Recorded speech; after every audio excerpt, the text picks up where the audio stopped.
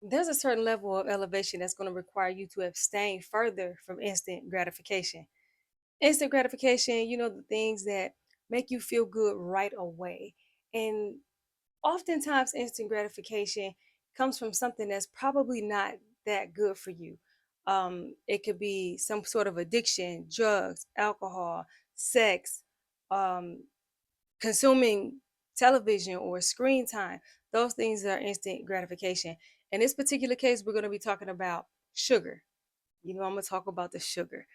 There is a level of elevation that's going to require you to let go of sugar in order to go further to get that breakthrough that you're looking for. Because sugar is so common, a lot of people don't realize how it's hindering their life progress, their purpose. You want to get to that next level, but you're not quite sure what it is. A lot of times you feel like there's a mountain in front of you. You may be trying to figure out what is stopping me from going to the next level. I encourage you to look into sugar, abstain from sugar for a period, and see what kind of difference it makes in your life. And we're going to talk about that. Welcome to season 2. This is episode 1, how sugar is impeding your elevation.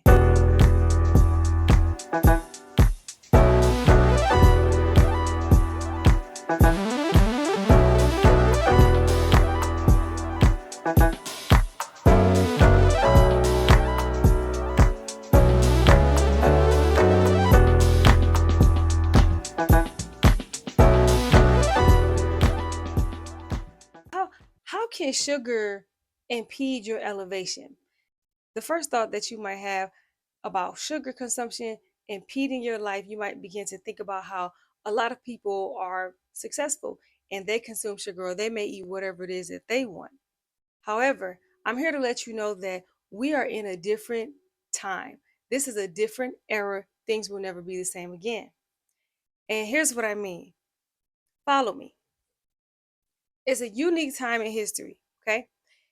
All the other times in history, success was defined as how well you could regurgitate information, how well you could blend in, stay in line, do what you're told to do. Your success was determined by how hard you worked for something that somebody said that you should work for. But right now, we're in a time where your success is going to be largely determined by how how closely you're walking in your authenticity. Meaning, are you stepping out from the crowd? Are you are you being courageous and saying the things that other people don't want to say? Wearing what you really want to wear? Are you doing the things that seem weird? Being courageous enough to step out there and just do what it is that you feel like you are called to do and living in your purpose. This is authenticity. And let's talk about what authenticity is. Really and truly, authenticity is when you are actually operating on the frequency of the Most High. His spirit is within us. Okay, we have His spirit, but this flesh, because it's sinful, goes against the spirit. That's why we do things that are not really our who we really are. This is why we're fearful. This is why we try to blend in. Okay, but when you peel back the layers and you decide that you're going to rule from your spirit and you're going to actually be who you're supposed to be and say and do what it is that you feel like you should say and do, that's when you will tap into the highest frequency, which is authenticity. That's when you will tap into that frequency, and the Most High will begin to move through you. You will be His animation. The things that you say, that you do, that you wear, your influence will be coming straight from Him. And this day and time, your success is going to be determined by your authenticity. Authenticity cannot be faked. And you know why? You know why you can't fool people with authenticity? Because we all have His spirit in us. Game recognized game. So people know when you're being fake. People know when you're holding back. People know when you're not really being your full self. So when you are authentic, people believe what you're talking about. People are interested. They tend to trust you more. And the reason why they trust you more is because through their authenticity, they see that conviction on you. They know that you got this from somewhere. I think, you got this from the Most High. You didn't make this stuff up. That conviction meaning you are convinced of what you're talking about. That's what conviction is. When you have conviction, it means that you have been convinced. And so if you've been convinced by somebody else that's usually talking about the Most High, right? So people will listen to you more. People trust you more. People will gravitate toward those who are authentic. This is why authenticity is winning. This is why authenticity is going to determine your success. Now, you know we are in the age of artificial intelligence, okay? We're at a place now where AI, people say, "Oh, AI is taking over. AI is taking over everything." Let me tell you why that doesn't bother me. And I don't fear AI taking over. You know why? Because I am. There's not another me. No robot, no artificial intelligence can compete with me because I'm made in the image of the Most High. You understand? Here's the thing though, with artificial intelligence, you see artificial intelligence, they have actors, they have music. And let me tell you about some music. I was listening, I like country music, and I've been searching for like some, like gospel type country music, like some country music that I could enjoy. You know what I'm saying? That was like spiritual, that was like not just like worldly stuff. And I've been looking for that for a long time. One day something just popped up and I saw this artist and I was like, wow, this is amazing. I'm listening to his music. I probably was listening to it for a week and a half. I loved it, right? Thought it was amazing. But deep down inside, it just felt like it was too good to be like some like this is too perfect. That's what it felt like. Okay. And let me insert how our imperfections are a good thing. Our All of the things that make up who we are, the quirks, the weird parts, that's what's authentic. When things are too perfect, people don't like it. Okay. So this music was sounding a little too good to me. And I was like, I started looking up. You know how when you love an artist, you start looking up who they are. So I started looking up this artist, and then I find out that this this is not even a real person. I was mortified because I've never heard that before. I've never heard an AI song before that I know of. Immediately I got like weirded out. And I was like, I knew it was too good to be true. Like the voice was like, it was a great voice. I don't want to just say the voice was too good, but the great voice combined with the guitar, combined with the beat, combined with the choir and the backup singers, all those things together were too perfect. Each and every element was too perfect. Like there was no flaw in it. And I was like, this is like too good to be true. I don't even listen to that anymore because it's weird to me now. Like, I don't want to listen to that. You know what I'm saying? And I'm not training myself to be interested in something that's not real. I want to see something that is authentic. Insert, this is why all of you who have projects, you got books, you got songs, you got art, you got dances, you need to be on your job, putting out the content that the Most High has inspired you to do.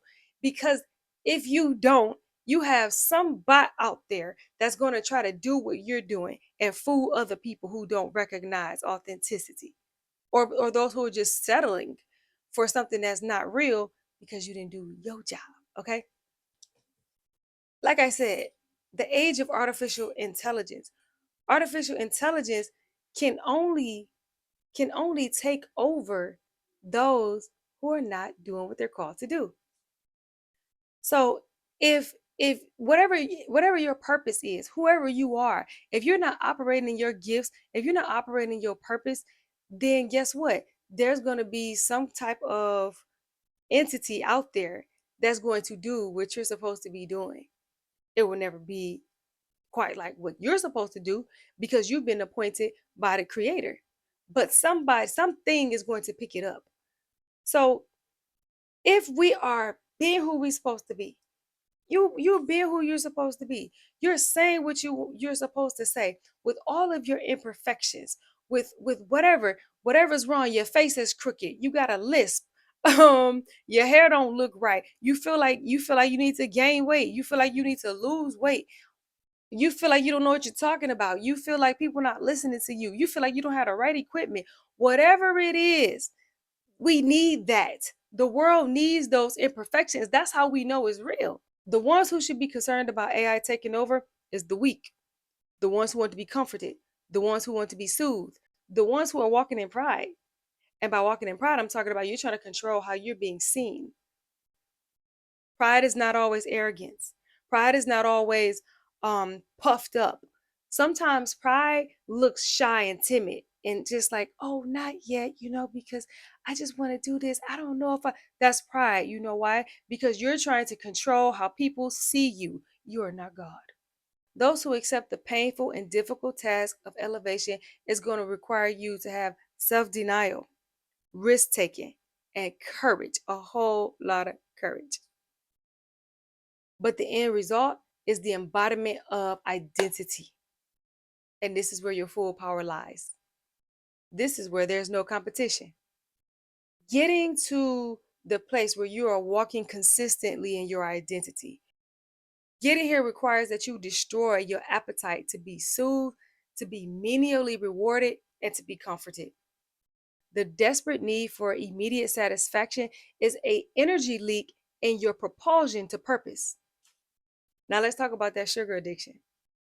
It's more than just about your weight and your skin or even more serious things, diabetes, high blood pressure, cancers. It's more than that. We hear that a lot, and I feel like we're desensitized to it, and we're like, I'll deal with it.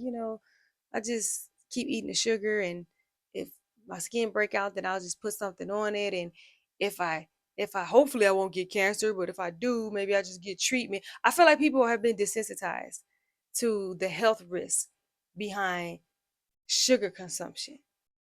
Sugar is hindering, let me break down how sugar is hindering your elevation to your highest self, okay? I I hear people say talk about their highest self a lot, but let me be clear. Outside of the most high, outside of Yahushua, there is no highest self for you. You cannot reach your highest self. Why? Because your identity is in him. How can you reach your highest self apart from him? You cannot. Like your spirit literally came from your creator. So the only way that you can tap into your highest self is to be in alignment with him. And because of sin, the only way that you can be in alignment with him and be in fellowship with him is to accept the blood sacrifice of his son, Yahushua. So I just want to get that clear and straight because a lot of people talk about higher self and they're not necessarily talking about they kind of leaving somebody out of there. You know what I'm saying? You cannot tap into, yeah, you can tap into some highness. You can be healthier, you can be wealthier, you can be more positive, you can be more productive and all that. But just to let you know, until you tap into your full identity that is in Yahuwah, that you can only get to through Yahushua, you are not going to be able to be your highest self. So, as you're trying to be your highest self, here's how sugar will impede you from getting there. Okay. Here's how sugar is standing in the way: emotional dependence. You're emotionally dependent on sugar to soothe and comfort you. You eat sugar when you're angry. You eat sugar to soothe depression. You eat sugar for sadness, boredom. We even eat sugar because of excitement. The practice of using sugar to soothe yourself emotionally or respond to your emotions with consumption of sugar, it reroutes your energy from growth to stagnation. Here's why. Let me give you an example, okay? So you know how babies use pacifiers, right? So some parents don't give baby the pacifier. Some parents do give the baby the pacifier. Why? Because you've noticed that, yeah, the pacifier is helpful. It makes it easier to deal with the baby at the time because the baby's crying and maybe the baby's waiting on a bottle. But in the long run, the baby becomes so attached to the pacifier that it becomes an issue. That now the baby can't sleep without the pacifier. Okay, the baby can't be content without the pacifier. So when the baby is crying, you give the baby the pacifier to soothe them, right? You want to soothe the baby so the baby doesn't wear themselves out, cry too much, or maybe you just don't want to hear the crying. But when you do that, you'll notice that as the baby is hungrier, becomes more hungry, they'll suck their pacifier harder and harder and harder and harder and harder. But here's the thing: they're sucking the pacifier hard, but they're still not being filled or satisfied. And then they suck it harder and harder, and they're still not being satisfied, right? What it does, it causes the baby to go harder on that pacifier because they're still hungry, but they're not being filled. Do you understand the connection? So when you're soothing yourself with sugar, what's going to happen is the sugar is soothing your boredom, your anger, your depression, your sadness. It's soothing you for the moment, but it's still not filling you. You still are not fulfilled. So you go harder on the sugar. You eat extra now. Now I need more of it because you're trying to fill this void that cannot be filled with sugar. Just like the baby is trying to suck this pacifier so that it can be filled, but it cannot be filled by the pacifier. Even though some emotions can be uncomfortable, painful to sit through, painful to experience, they drive you to purpose. They help you get where you're supposed to go. The emotions are so powerful. Let's talk about the power of emotions, okay? Because there's one thing to say something, but it's another thing to say it with emotion. It makes a difference, a huge difference. It makes a difference in prayer. It makes a difference when you're talking to people, just in everyday life. Let's talk about like a superhero, okay? So, have you ever seen a superhero and they had powers, but they didn't know how to use their powers? And maybe their powers were small, but when they were emotional, the power was great. So, maybe let's say as a girl, she can okay, I'm gonna use Violet, okay? Violet from the Incredibles. Violet had powers, right? And she had that force field of protection. And she would try to use her force field, but her emotions were connected to it. If she was feeling afraid, if she was feeling timid, it was difficult for her to open that force field of protection up. But when she was bold, she was able to do it. When she got angry, she was able to do it, and it was on a strong level. And I've seen the same thing like in some of the characters in X-Men as well.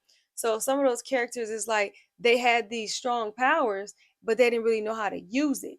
And they would notice that if they were too excited, they were too angry, then they could hurt somebody. Okay. So like Hulk, he was like a cool, relaxed guy.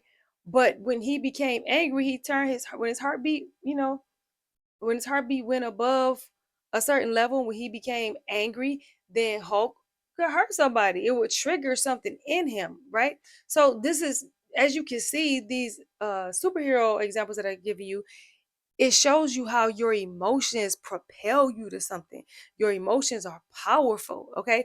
So when you take those powerful things and they might be uncomfortable, so like those superheroes, they might be uncomfortable and they feel like a freak because they do this weird thing and they can make a force field and they got powers and they don't want people to know that fire come out of their hands. They don't want people to know um that they can make this force field of protection or they can make it rain. They don't want people to know that because they don't want to what?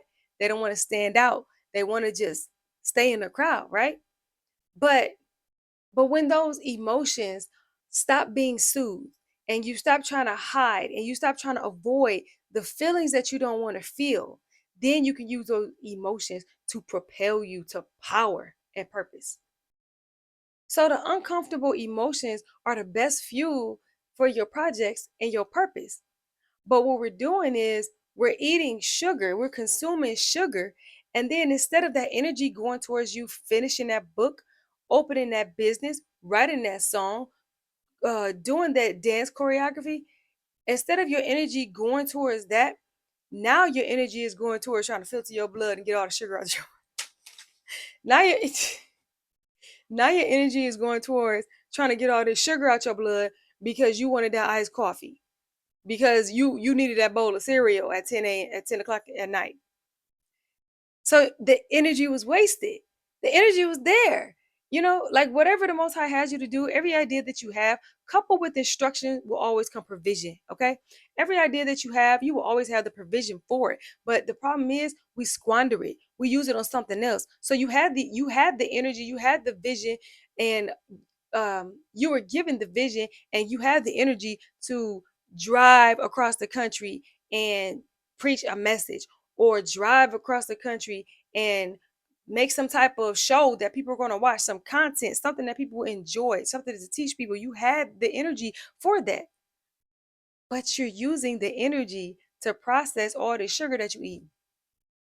Like, do you understand how much energy your body needs to process that sugar? You gotta understand, eating sugar is like, that's not a normal thing. Like when we eating desserts and stuff, that's not a normal food to eat in your body. So your body is taking on this tremendous task of breaking down all this stuff and filtering out all this stuff that is not supposed to have at all. It's not even supposed to be in your body in the first place. So, and digestion, it takes a tremendous amount of energy anyway. It already takes a lot of energy just to digest. And then on top of that, now we're trying to break down all this excess sugar in the blood that's not supposed to be there. You're robbing yourself of energy, and then you have all these thoughts in your mind, all these things that you want to do, and it's frustrating because you don't know when you're going to do it, you don't know how you're going to have the time to do it, but you did have the time to do it, and you did have the energy to do it, but you decided that you wanted to eat a donut. You wanted a stack of cookies. You decided you wanted a chocolate milk instead. You're trading your destiny, your purpose, your progress for a bottle of pop. Sugar impedes focus. Sugar being in your body, what it does is it causes brain fog. It causes you to think in a cloudy way. It's difficult for you to focus. And we know how important focus is because the way that we work, we have pictures in our minds and we begin to create in our mind. We see something in our mind and then we begin to cause it to come to fruition. Okay. Through imagination, we imagine it and then we use our hands to materialize the thing that was in our mind. But it's difficult to hold an image when your brain is foggy. Like you ever have a dream and then you wake up and then you be like, man, like, what did I just dream about? Like, I almost know, you almost got it. You trying to think about it, and maybe somebody come in the room and start talking to you like, hold on, hold on, hold on, hold on, hold on. Trying to remember, like, what did I dream about? What did I dream about? Okay. Sometimes you get an idea like that. I've learned to do not overestimate your ability to remember things. Like if you get an idea, you need to go ahead and write it down.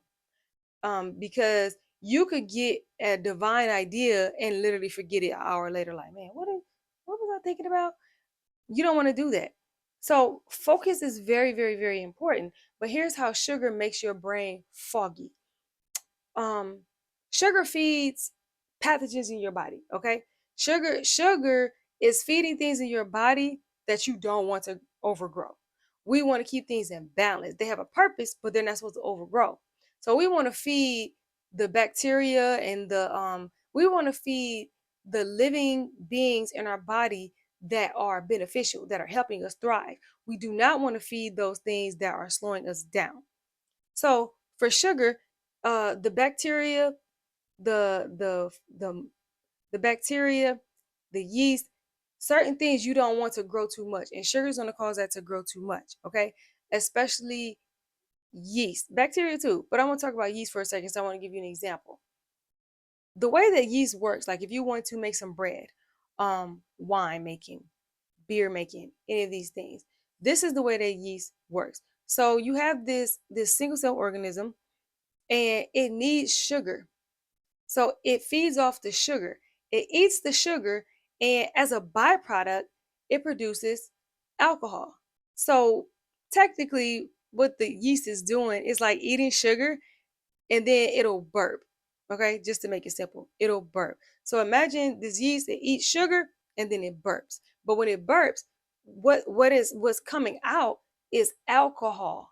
Okay, that's how we get our bread to rise. That's how wine is made. That's how alcohol is made. Okay, so when an alcohol level, the more yeast, the more sugar that you put in the yeast, the more the yeast eats, the more that it lets off this byproduct and it produces more alcohol. We know that alcohol intoxicates the body, it intoxicates the brain. So when you are eating sugar and you're eating a lot of sugar, what you're doing is you're causing an overgrowth of yeast in your gut and bacteria too, because the bacteria is doing this too. But you're causing the overgrowth of yeast and bacteria in your gut, and then they're going to let off a byproduct as they eat that sugar. They're letting off a byproduct that is going to intoxicate your brain, and that's what brain fog is. Okay, so sometimes when you feel like you can't get clarity, and you like, man, what's going on? Like I can't really think straight. You need to detox. And here's one thing about yeast and bacteria. When you detox your body and you detox from sugar, let's say you fast or you start eating clean, you'll notice that you get what? A headache. You'll notice you'll get what? Irritable. You'll get what? Hangry. You'll feel a little jittery. So that's because you're detoxing and you're going to have symptoms that's similar to a hangover, because as you detox, the yeast begin to die off, and when they die off, it produces a tremendous amount of this byproduct, and then it really intoxicates you, and you're gonna be like, man, like my head banging, like I feel sick. You're gonna want to lay down just like a hangover. Now that's natural to have when you're detoxing. You'll get over that, but this is just to let you know how powerful it is when you're eating sugar all the time and feeding these pathogens that's causing you to literally be intoxicated, drunk, because you want some fruity pebbles at 2 a.m. drunk. Sugar satisfies your drive for excitement and achievement. So every human being has a desire to feel excited, accomplished, like they achieve something, like they have a purpose, like they have significance in the world. But when you eat sugar, it actually lessens that desire. In the brain, you have your reward center where dopamine is released that makes you feel good. This release happens for different things. So this release can happen when you accomplish something. When you complete a project, maybe you finally reach a level that you wanted to on your job. Maybe you finally open a business. Maybe you finally reach a certain amount of money that you want. You also get dopamine releases when you work out. You also get dopamine releases just completing small tasks. You decide today, I need to go to the post office, I need to call the insurance company, I need to sign this permission slip, and I need to make dinner. If you get those four things done, you're going to feel great. Why? Because you're going to say, I set out to do something and I actually completed it. You're going to feel good about it. These things come from delayed gratification, meaning it took time for you to work up to that. It didn't come, just in 1 second. Maybe it's a degree that you've been working on for 4 years or something like that. But sugar is an instant dopamine release, and it is a huge dopamine release. So sugar is a tremendous dopamine release, and it comes very quickly. Okay, follow me. So if you eat sugar, what's going to happen? You get instant gratification.